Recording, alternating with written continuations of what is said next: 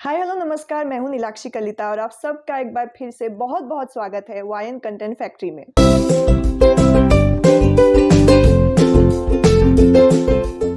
तो गाइज, आप सबका एक बार फिर से स्वागत है हमारे how to be an actor series के इस इंटरव्यू एपिसोड में।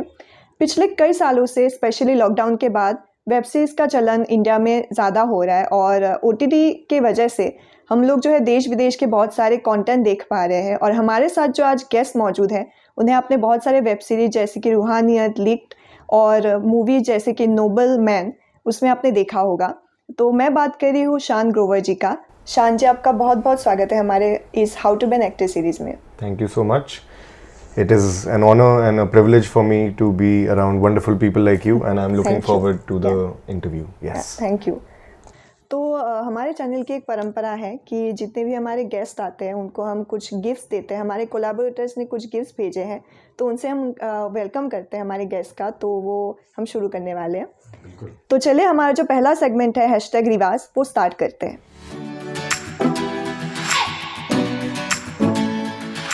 जो पहला गिफ्ट है वो है यशवंत स्वीट्स एंड मोर की तरफ से। ये केवल भानुशाली जी का ब्रांड है। इन्होंने आपके लिए ओरियो क्रंचेस भेजे हैं और ये all over India free delivery देते हैं। Thank you. जो दूसरा गिफ्ट है वो ईशा ठाकुर जी की तरफ से है। उनका ब्रांड है पिटारा। उन्होंने आपके लिए बाथ एंड बॉडी प्रोडक्ट्स भेजे और इनकी खुशबू काफ़ी अच्छी है। ये मैं आपके साथ शेयर नहीं करूँगा। जो हमारी तीसरी कोलैबोरेटर है वो हमारी दोस्त है और उनका नाम है ज्योत्सना सहस्त्र बुद्धि जी। वो 80 वर्ष की है और अभी उन्होंने अपना ये ब्रांड शुरू किया है जो है स्किन सॉल्यूशंस। उन्होंने आपके लिए कुमकुमादि तैलम भेजा है जो आपकी जो हमारे मेकअप की वजह से स्किन ख़राब हो जाती है तो उसमें उसको रिपेयर करने के लिए वो काफ़ी मदद करती है। ये उनका फेस पैक है और ये कुमकुमादि तैलम है। ये जो फेस पैक है ये इसके साथ फ्री आता है। Thank you so much. I like it. जो नेक्स्ट गिफ्ट है वो है शालन गोसावी जी की तरफ से। उनका ब्रांड है ओ फिश माई लव। उन्होंने कूपन भेजे हैं और उनकी खासियत यह है कि फ़िश यहाँ पे 25 रुपीज़ से शुरू होता है और प्रॉन्स तवाफ़ा इनकी स्पेशल डिश है। तो आप सब भी जाके उनके यहाँ पे ट्राई कर सकते हैं। सबका पता नहीं, मैं ज़रूर जाऊँगा। जी। जो लास्ट गिफ्ट है वो है अर्क बाय शिवानी की तरफ से। ये शिवानी हांगे जी का ब्रांड है। तो उन्होंने कुछ skin care, body care products भेजे हैं और इनके जो एक ख़ास प्रोडक्ट है व्हिप सोप, ये 3 in 1 है। इसे शेविंग फोम की तरह भी यूज़ कर सकते हैं, शैम्पू की तरह भी यूज़ कर सकते हैं और सोप की तरह भी यूज़ कर सकते हैं। Thank you Shivani Hange ji, thank you so much. रख लेता हूँ। You guys are like Santa Claus. हाँ, गिफ्ट्स ले। मेरे पास गिफ्ट लेके आ गए इतने सारे, अच्छी बात है। आई होप आपको अच्छे लगे होंगे gifts. Oh yeah. I'll give you a feedback in a week. तो जितने भी इसके इंस्टा लिंक्स है या आप कैसे परचेज़ कर सकते हैं वो सारी चीज़ें हम डिस्क्रिप्शन बॉक्स में डाल देंगे। तो अभी हमारा ये सेगमेंट, पहला सेगमेंट जो है वेलकम सेगमेंट, ये यहाँ पे ख़त्म होता है। अभी हम आगे बढ़ते हैं हमारे नेक्स्ट सेगमेंट की तरफ जो मेन सेगमेंट है। तो चलिए हम आगे बढ़ते हैं हमारे नेक्स्ट सेगमेंट के लिए जो है #दिल खोल बातें।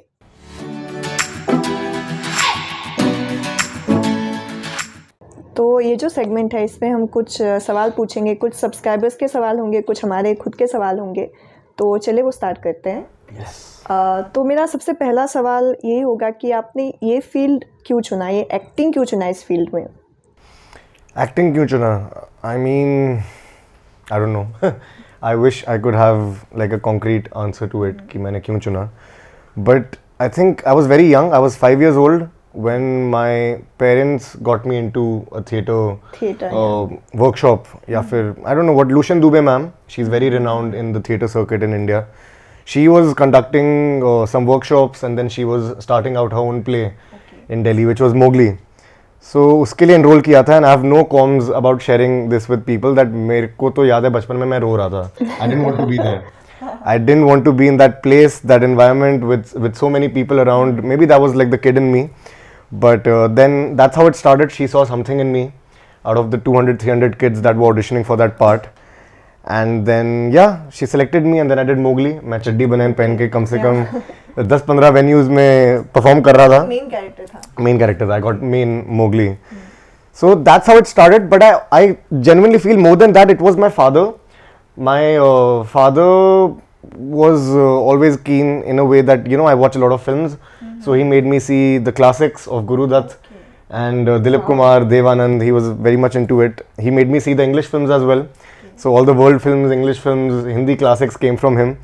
And so it was inculcated in me at a very young age because of my father. And I think my mom also somewhere wanted that. So बस वही films देखते देखते यार, and then the Shahrukh wave that we all went through happened in the 90s, and Border, संदेश से आते हैं वे perform करना, and then the theatre of course जैसे 5 साल की उम्र से शुरू हुआ. So all these things amalgamated and made me into an actor.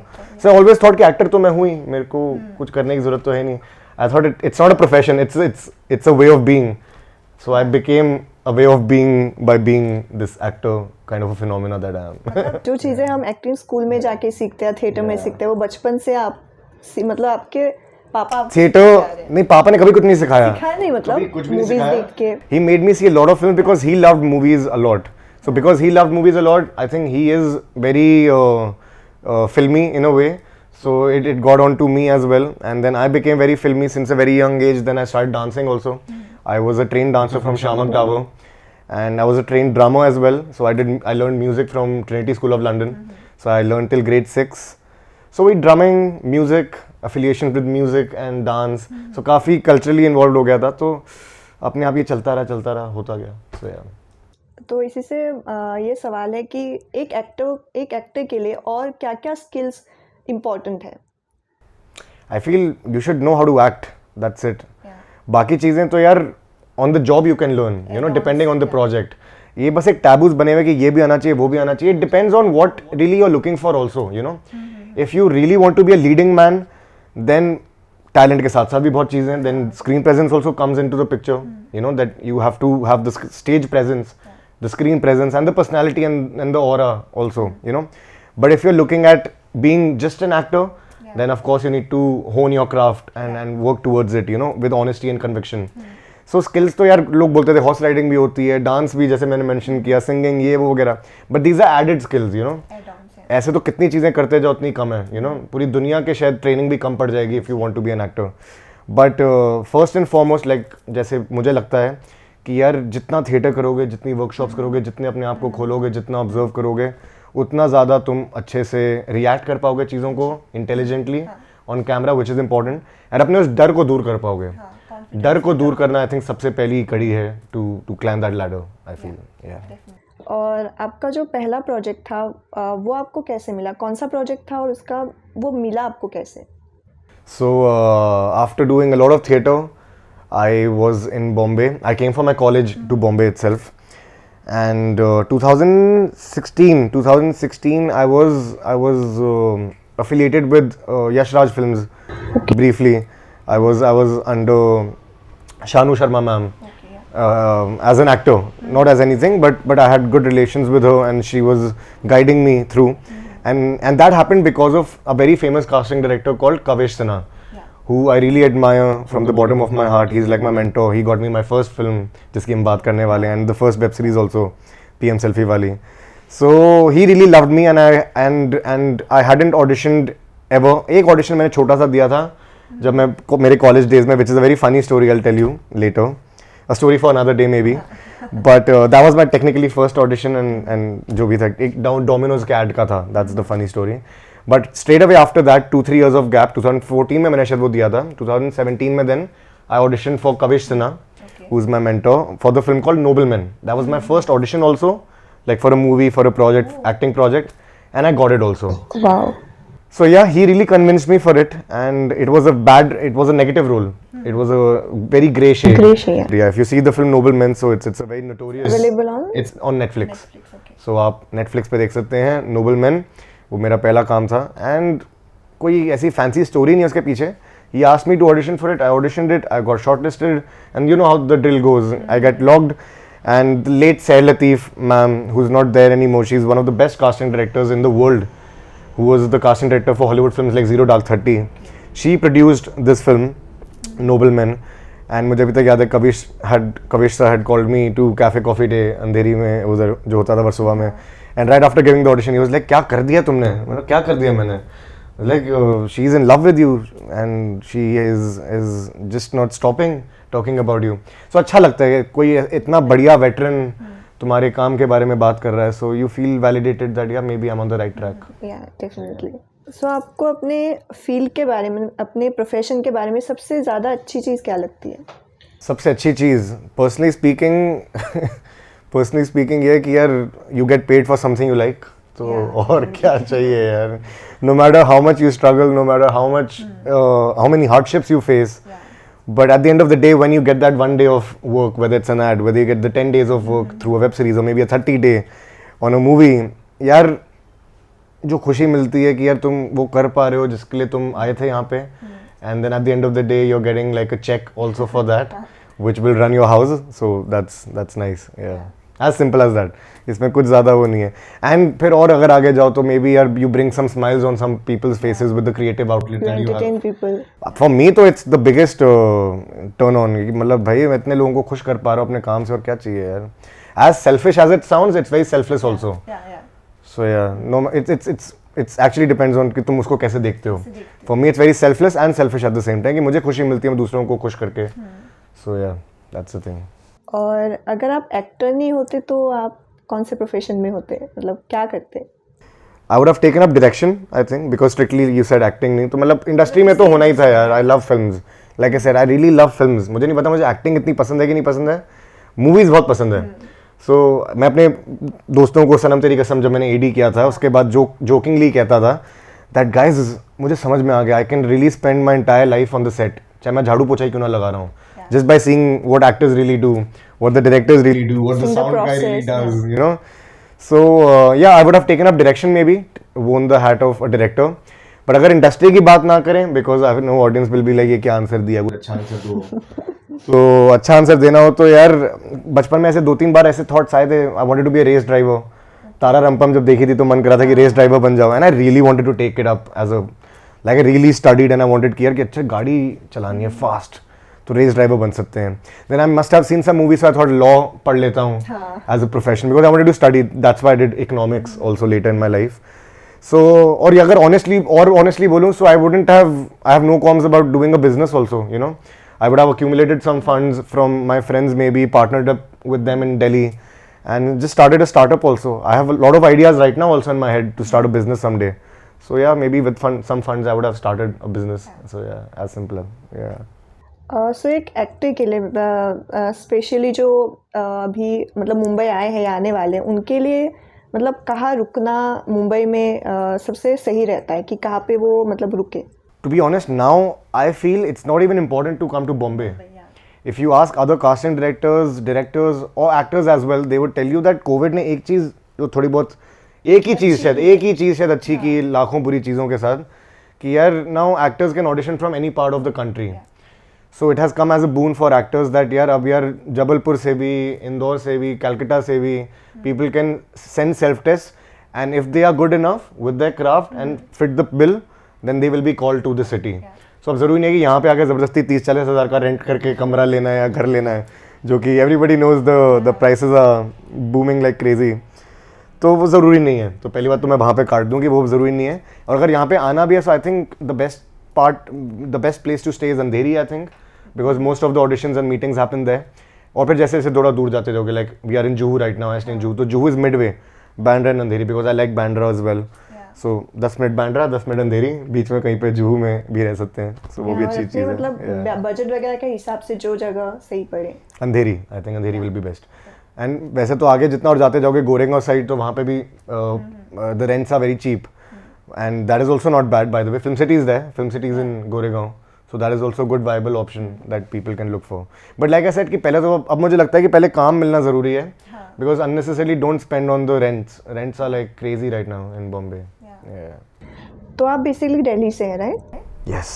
तो मुंबई आने के बाद आपको कौन से स्ट्रगल फेस करने पड़े और आपने वो कैसे फेस किया? Struggles of course थोड़े फेस किए हैं, just like everybody else. I don't feel कि किसी के भी कोई ज़्यादा या कम है. सब लोग, सारे actors, everyone goes through it. Like actors are deprived of not having a smooth journey. You know, you have to have be thick-skinned, and if you've signed up for it, then you have to go through this. Okay. So, but मैं कह रहा था that I had promised to myself that until I feel in my head that I've arrived, I won't share my struggles. ये एक चीज़ मेरे it's very secret to me because मेरा भी बहुत मन करता है मैं बताऊँ what all I went through and I actually have went through a lot me and my family but I am still waiting for that part so जो बड़ी स्ट्रगल्स हैं वो I still wait like another 2-3 years maybe to share but on the surface जो छोटी बहुत चीज़ें थी वो तो I feel every one goes two is the rejections I have faced rejections like everybody else on a daily basis with the auditions and the meetings, you know, कि यार ये थोड़ा कम है, ये थोड़ा ज़्यादा है, यहाँ पे ये प्रॉब्लम है, तुम्हें ये करते हो, तुम्हें ये चाहिए, तुम्हें वो चाहिए, वो सबके साथ होता है बट यार still to keep up with your daily game कि नहीं यार मैं करूँगा, करना है, ऑडिशन देना है, ऑडिशन दूंगा, मैं अच्छे से दूंगा और मेरे को पार्ट मिलेगा. So just to keep that conviction and honesty in yourself and the belief alive was the biggest struggle for me, you know, कि यार होगा एक दिन करेंगे. और अभी भी यार अभी भी क्या उखाड़ लिया है, there is a long way to go, you no.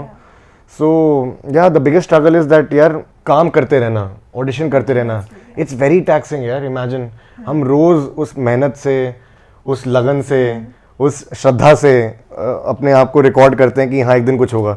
Actually यहाँ पे मैं एक फनी चीज़ बोलना चाहूँगा, कितनी मैडनिंग और अजीब स्टूपिड चीज़ है कि हम यार 4 दीवारी के अंदर come as an actor you would know this, 4 दीवारी के अंदर बिना किसी के होते हुए अकेले खुद से ही पता नहीं कुछ भी कर रहे होते हैं. I mean it's so maddening कि हम खुद से बातें करते हैं बस एक कैमरा के सामने हैं.